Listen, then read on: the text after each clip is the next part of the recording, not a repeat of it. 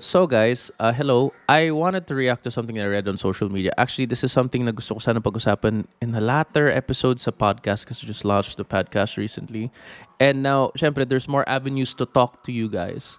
Memes pa rin for life. Pero now I get to, since I have a podcast, I now have a different avenue to talk to you all more, uh, more seriously. Or talk about topics that matter to me, and I really support creators or celebrities with or influencers with a big following talk about real issues na pinagdadaanan natin. Like recently, Tony and Maxine talked about healing, and Maxine was so articulate, and I think that's very healthy for this generation, the current generation, the next generation, and the past generation. Kasi recently lang tayo nag-uusap about mental health eh. Medyo behind tayo compared to other countries. We're now just starting to be more open. And I really support people talking about it more. I think it is extremely healthy. For the betterment of the next generation, the current and the next. It's just a healing thing to get to be more open about this. So let me highlight something. This was Donnalyn. So Donnalyn I met years ago when she was starting pa. I think 10 years ago, it was a Mineski event. Nandun pa si Trike, nandun pa si Bianche. They are huge now, and I'm extremely happy for what they built for themselves. I recently worked with Donnalyn, just I think something for Royal, I think just not too long ago.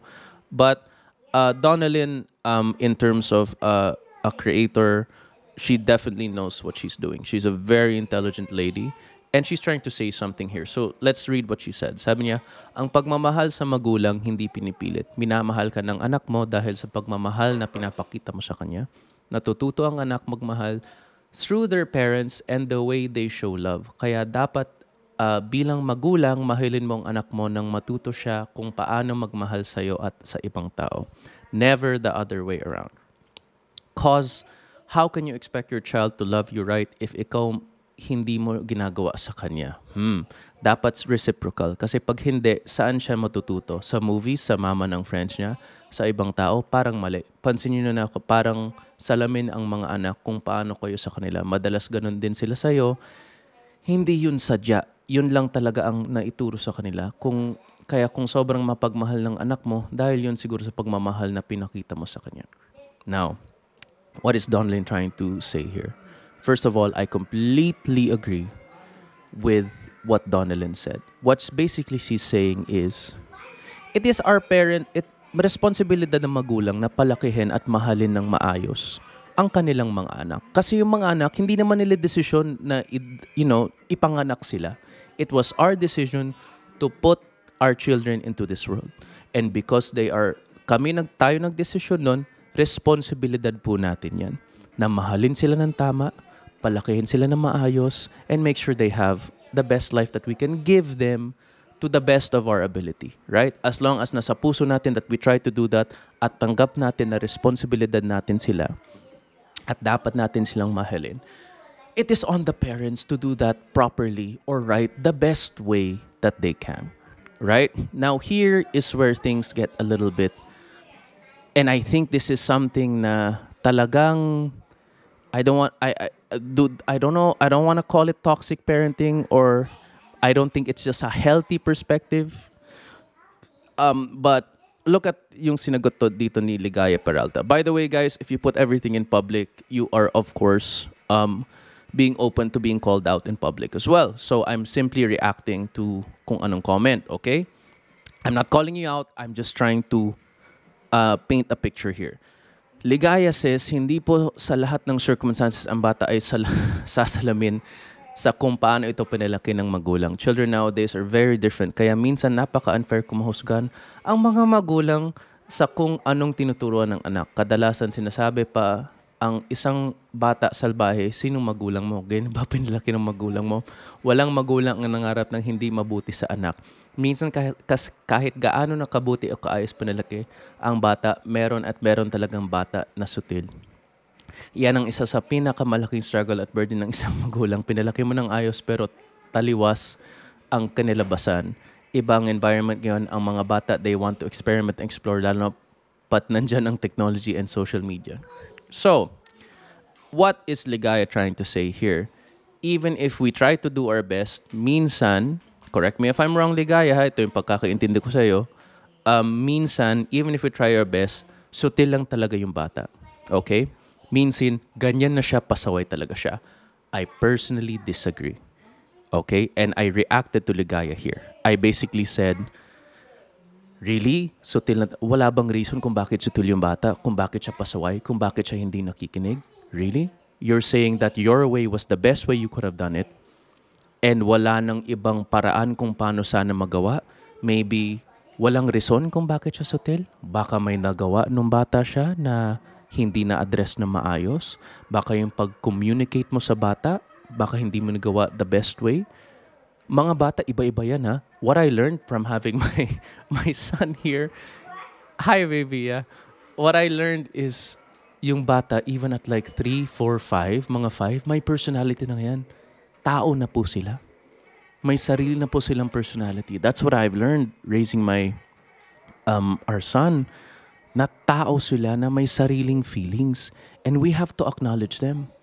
And the thing kasi I think na medyo nakikita ko, na parati ko naririnig na hindi ako agree ha, sinasabi parati ng parents, ako yung magulang, ako yung dapat masundan. Ako ang magulang mo, kaya ako dapat ang sundin mo at respetuhin mo. Respect, I agree, okay. Ako ang magulang, kaya ako ang nakakalam kung ano ang mas tama at mas mali. Yung ano ko kasi dyan, I think that's a very unhealthy perspective kasi that removes the possibility na baka mali yung ginagawa ng magulang. So kasi pag sinasabi mo kasi na parang ako yung magulang, ako ang dapat masundan, ako yung tama, dapat sundan mo lang ako. Paano kung may mali kang ginawa na sobrang mali? Paano kung sinampal mo yung anak mo? Ako yung magulang, tama tong ginawa ko sa'yo. Sinampal kita kasi I just want what's best for you. Or may sinabi kong masakit dahil I just want what's best for you. I want what's best for you. I want what's best for you. What's wrong with that? You are basically, hindi mo iniisip kung anong nararamdaman ng anak mo. Dinidecide mo na para sa sarili mo, I know what's best for you. And that for me is after daytime, but very quickly lang before I have to go to work, okay? Before you go to work. Quick lang, ha? Okay. If you say that I'm the parent, ako nakakaalam, para sa akin yung mali kasi dun, guys. Paano kung yung maling ginawa mo? Paano kung yung maling ginawa mo sa anak mo? Paano kung hindi mo iniisip yung iniisip niya, hindi mo kinoconsider yon? Dahil magulang ka, ikaw yung tama? I apologize to my son. I always apologize to him when I do something wrong. And he's 6 years old. Because I realized I did something that made him feel bad na hindi ko inisip yung naisip niya. I treat him like a person. And kinoconsider ko yung feelings niya. Because if I think, kung iniisip ko kasi, I think it's wrong to think I will be, some parents I think might fall into this. And it's normal and I understand, but I think it's an unhealthy way of going about it. I will be the best father I can be for my son. I will be the best mother I can be for my child. I think that's the wrong way of coming into parenting. Kasi the best is what's based in what you think and not how your child feels. The way me and my wife, what I told my wife is, I'm like, how are we gonna do this? Syempre, we're just figuring it out. Sinabi ko, like, what I said is, let's just make sure that he will never doubt that we love him. And that for me felt, let's make sure that he will never doubt that we love him. Because coming from that place means that we will always consider how our son feels. Because we understand, because I love my parents. I love my mom. My dad passed away early. But they weren't perfect. And I talked to her about it. And nag-usap kami. But if my mom told me ako yung parent, ako yung nakakaalam, and I'm grateful enough that my mom talked to me openly and admitted maybe there's certain things that I did. It was a healthy conversation. It took a long time to get there with my mother. I love her so much. But I am so grateful that she was open to it. Kasi may ibang mga magulang hindi tatanggapin na mali sila. Hindi tatanggapin na mali sila. And this person here, ligaya, yung sinasabi mo kasi, kadalas sinasabi mo, sinasabi mo kasi dito, kahit gaano kabuti o kaayos pinalaki ang bata, meron at meron talagang bata na sutil. Kahit gaano kabuti o kaayos pinalaki ang bata. And who decides kung gaano kaayos at gaano kabuti yung pinalaki? Tinanong mo ba yung anak mo? Tinanong nyo ba yung mga anak nyo kung mabuti yung pagpapalaki mo sa kanya? Did you truly consider their feelings? And did you even consider how they feel? Or base lang ba to sa iniisip mo kung ano ang tama at ano yung mahusay at ano yung maayos? Baka na-consider mo, baka may mga mali tayong ginawa. And I've already made my mistakes with my son and he's 6 years old. But I apologize to him and I always consider his feelings. Tapos may nag-react pa ditong isa. Sino pa tong si ano? Si Trixie Diane Mendoza, parent ka na ba? Kung oo at maayos ang anak mo, good for you. Pero wag kang pala desisyon. I'm not deciding for everyone. I'm stating fact that not all parents could be right. And I really disagree with the fact that that whole ako yung magulang, ako yung tama. That's how I think things can go wrong. Kasi maganon tayo 'di ba sa Pilipinas, yung parang ako yung magulang, ako yung masusundan. Have you ever thought to explain kung ba't maayos? Like, have you ever explained to your son or your daughter kung nagtanong sila, why? Why are you doing this to me? Why are you disciplining me this way? Hindi absolute na parang, hindi, tama yung ginagawa ko kasi ako yung magulang mo. May kulang kasi doon, di ba? Wala bang kulang doon, guys? Di ba? Na parang hindi mo in-explain kung bakit, basta tama ka lang. Paano kung mali? Paano kung may hindi ka nakita? Paano kung may mali kang dinesisyon na nag-affect sa anak mo na sobrang mong sinaktan dahil hindi mo inisip na nararamdaman nila? Dahil feeling mo, tama yung ginagawa mo. Dahil magulang ka. Parents are not exempt to make mistakes just because they're parents. And I think thinking that they're right all the time just because they're parents causes so much damage to their children. And that's why I'm so happy that people are already talking about this. What Donnalyn is saying is, you expect me to love you just because magulang kita? But are you showing me how to love me properly? Did you even consider my feelings? Yan ang kuha ko dito kay Donnalyn, ha? And what Trixie said here, she shared it, hindi ka pa kasi parent, Donna. Trixie, I'm just reacting what you're saying. Ang general mo masyado, specify mo kung bakit maintindihan ko pa. Paano ba yung sinasabi mong way of showing love? Baka pansarili mo lang yan, dinidiktat mo pa sa iba, maling katwiran naman. Walang course o kahit na sinong makapagsabi paano o tamang parenting. Basta ang alam ko, parents always want the best for their child. See, that's already for me. Parents always wants the best for their child. Yes, they want what's best for their child, but not all parents are willing to do the work to really consider what's best for their child. When I say do the work, thinking about who their child is, ha? Sometimes, is that even thought about? Because yung bata, may personality na yan. May mga nag-react pa nga dito, may favoritism kasi maayos yung style mo sa isang bata pero sa isang mong anak, hindi maayos. So iniisip mo, yung favorite mong anak dahil sobrang okay kayo, swak kayo sa pagpapalaki sa kanya, yung style mo sa kanya works. That doesn't necessarily mean it will work with the sister or the brother or yung sibling niya. And because style mo, isip po, tama yung ginagawa mo dito, hindi ko lang iniintend yung anak ko or mali or pasaway itong isa kong anak kasi it doesn't work the same way with my other son. Kaya favorite mo yung isa. And I think that's wrong. I think favoritism is also a toxic way of looking at things. Favorite mo kasi it worked the way you raised them. But maybe did you ever fail to consider that maybe it might have worked differently? Iba yung kapatid niya eh. Iba yung isang mong anak eh. Hindi siya pareho sa isa. Everyone, hindi one size fits all ang parenting. You have to consider who your kids is. Like my son, yung love language niya is time. My love language is gestures. Love language ng asawa ko, I think saying things, she's very sweet. No, gestures din yung asawa ko. She does service. Service yung ng asawa ko. She will do things for you. Ako, gestures din. I will serve for you. Yung anak ko, time yung gusto niya. You need to spend time with her.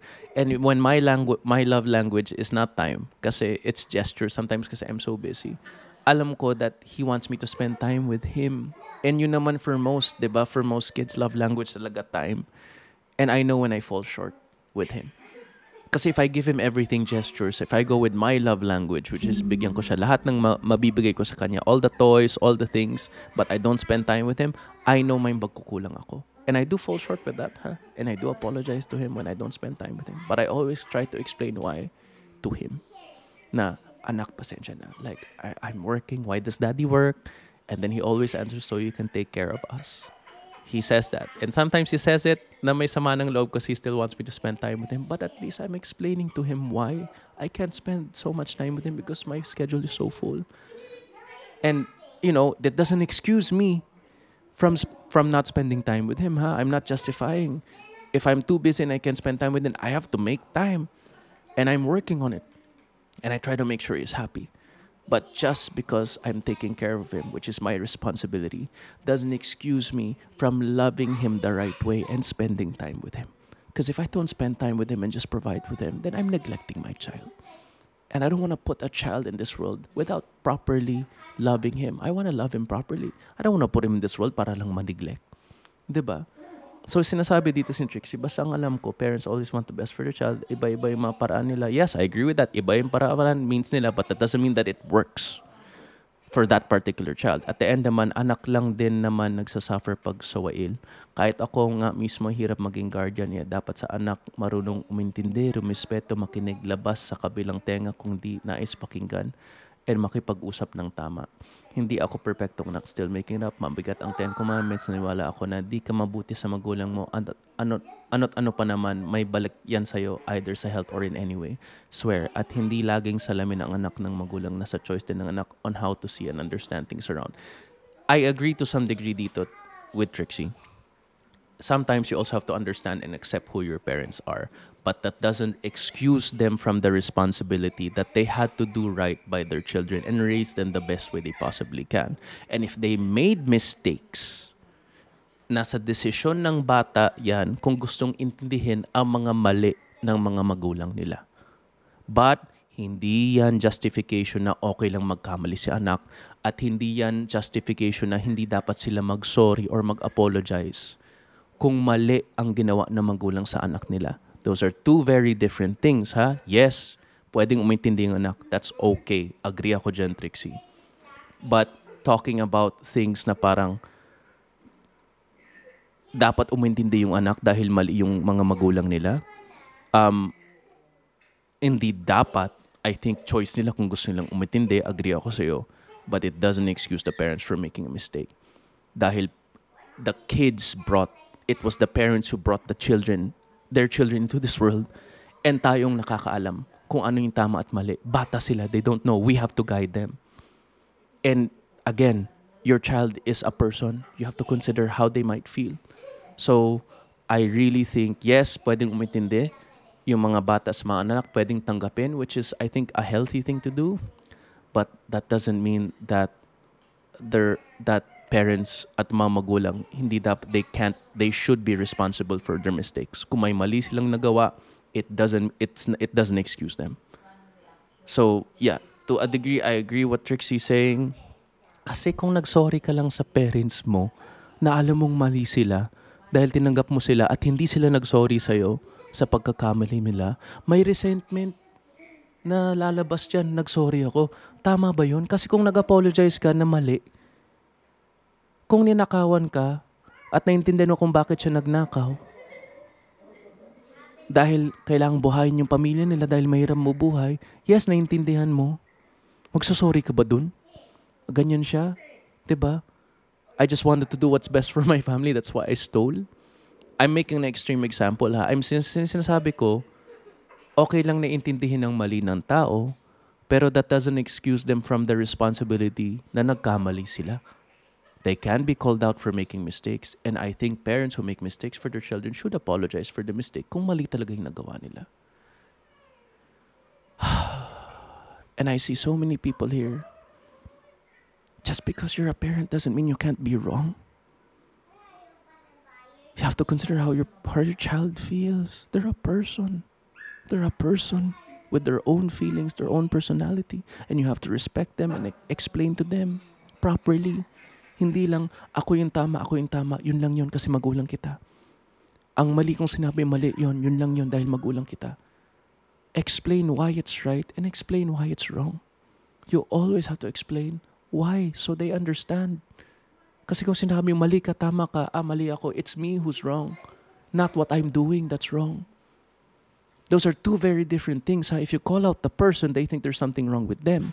But if you call out their actions, then they have a chance to correct their actions. It's their actions that make them bad, not who they are. And that's very hard to fix pag iniisip ng tao, ako yung may sayad, ako yung may tama, ako yung sitil. Hindi, yung ginagawa mo yung mali. Ini-explain ko kasi kung gagawin mo yan, magiging masama ka, kaya wag mong gawin yan. That's what I always explain to my son. That's what we try our best to. Anyway, I just really think this is really healthy. I understand where Donnalyn's coming from, and I agree. There are so many things here, and obviously, there are. This is a detailed, complicated, and a case-to-case subject. But in this case, based on where it's coming from, parents are responsible for their children. Just because they're parents doesn't mean that they're excused from making mistakes. Yes, pwedeng umintindi yung mga anak sa mga magulang nila.